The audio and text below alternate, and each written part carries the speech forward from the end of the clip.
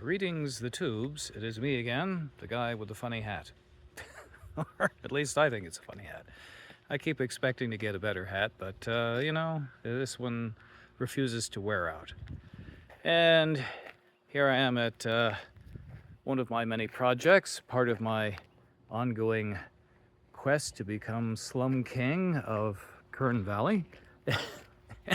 This is our place in Pinewood. And this has been, when you start a little project, when you buy a place, you see all the little things and it doesn't add up. You think, an hour here, an hour there, and it'll all be done. Well, at 1 or 2 hour, multiply times 10,000 and you got a better idea of what you've got to deal with here. This place is, it's not bad shape, but it's a million little things. Our surprise here was the deck. It had a very nice large deck here. It had a couple of soft spots, and we thought, no big deal, replace a couple of boards. And then after looking at it, discovered that every board was rotted just enough that you couldn't just replace one, you had to pretty much replace everything. So that has been a week's worth of work to pry all this shit out. As you can see, this is 1.25 inch thick plywood.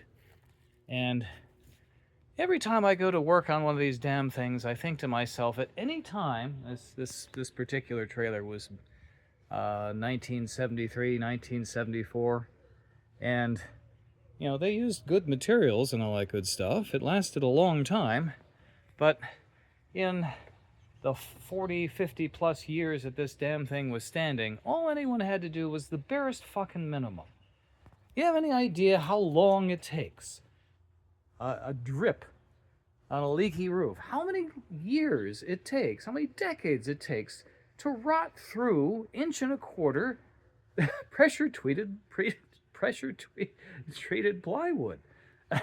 I mean, at any time in 4 decades, anyone could have went, oh, hey, why don't we just, spend the 10 minutes and $2 to fix the fucking leak in the awning so it doesn't drip on the wood.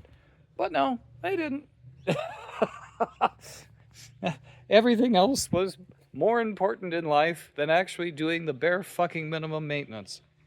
And this is where I'm at. This is why I'm becoming the Slum King, because I'm the only one stupid enough to buy these things after 5 decades of deferred maintenance and do all the things that anybody could have done over those decades and didn't. Of course, by the time I get to it, there's no, it's not simple. It's rip it out and start over because it sat for so long. Here's an example. So you can see this is 2x6s, pressure treated 2x6s. And, these things, back in the 1970s, this was seriously hard wood, not like the shit you get from Home Depot now. This was good stuff. How many decades did that roof had to drip right there to rot all the way through 1.25 inch plywood and through 2x6s, all the way through to the ground? Now, to their credit, when I went to pull this deck off, they did try and patch that. When it finally rotted so far through that they couldn't stand on it anymore, they took a cheap piece of particle board from some shelving or something and screwed it in over that. And of course, particle board, as soon as it got wet one time, it turned into basically wet cardboard. I shake my head and I go, what is wrong with people? What is wrong with people? But, I get it, because, strangely enough, I'm a people too, and life made more sense. Life makes more sense when I finally clue on the fact that we're all insane. You think you're doing sane things? You're not. You're absolutely batshit, just like the rest of us. You may do rational thinking, you may have rational processes, but your goal is completely nuts. What is that? Captain Ahab, right? Uh, my methods are rational. My objective is insane. Or something to that effect. Bad misquote, anyway. Um, and, yeah, I don't. I'm sure people have very rational explanations as to why they were, sitting in their own filth and watching everything rot down to the studs around them, and not do a damn thing about it. They had other important things. There was an awful lot of beer to drink, or too much Netflix, or I just need to squeeze out a few more hours masturbating rather than fixing the hole in the roof that's causing the water to drip on my head when I sleep. Maybe it's that. I think this explains. This is the inside of it. Another one of my fun things here. Refrigerator. Refrigerator works, but they decided to not do shit to it for decades. Then when they left the house, they decided to open the doors, and it sat for 5 years until it discolored the plastic. So now the refrigerator, well, it works, but no one in their right mind would want to put food in it. What do you do to a porcelain sink to cause that? On and on and on. You see, I've had to prop up the roof here. There was a little leak in the roof, and someone had tried to patch it, and that lasted for a little while. And then, the glue around the edges of the patch started to loosen up. And apparently for 25 plus years, no one could be bothered to climb up on the roof and spend the 10 minutes and the $9 to patch up the glue, the roof tar around the edge of the patch. And so I get to it, and now, the patch was worn so badly because no one maintained it that I had to take the entire patch off and redo the roof. I hate people sometimes. God. But I get it. I've spent most of my life with my head up my ass, and pursuing all kinds of things that I thought were important and really weren't. I probably still have my head up my ass, and I'm still probably pursuing things that probably aren't important.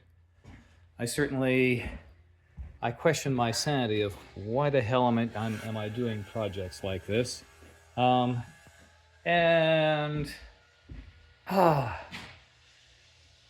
I'd like to say it's economic stability. So I've got a little. Yeah, I don't know where people get the idea of passive income. If they think doing shit like this is passive, I don't know what planet you're on. No, this is really active income. Well, actually, active expense. I've spent an awful lot of money to work very, very hard for a benefit that I hope happens sometime in the future, but I can't prove. And it's probably a 50-50 odds. Who knows how this all ends up? But I was thinking, I do that too much, probably about the wrong things. And I was thinking, when I was little, my grandparents, my father, they had rentals. They were constantly spending, every other weekend and every spare moment batching the damn things up and painting them, as I find myself doing now. So apparently they were a bad influence on me. Hi, Mom. And it all seemed kind of pointless. Why the hell do you want to spend all of your time working away when you could be going and having fun? And it took a lot of decades of my life. I'm considered the lazy one of my family, and I, arguably a lazy kid, I guess, because I just wanted to go inside and watch TV or play with the dogs or stare at the sun or anything, but actually, do all this hammer and nail and pulling weeds and moving rocks bullshit. And now that I'm 58, I've discovered that, fun is mostly expensive. and just as much work as work is. Except at the end of fun, you don't really have anything to show for it. And it turns out work, like this, I mean, it doesn't look like fun, but, like me, I've spent a 50-year career doing computers and, being under fluorescent lights and air conditioning and wiring up computers and rebuilding computers and loading the operating systems and configuring things and writing software and, on and on and on and on. And it always felt unreal. I have noticed throughout my career that no matter how many hours I put in working, that all those computers I put in got replaced with other computers.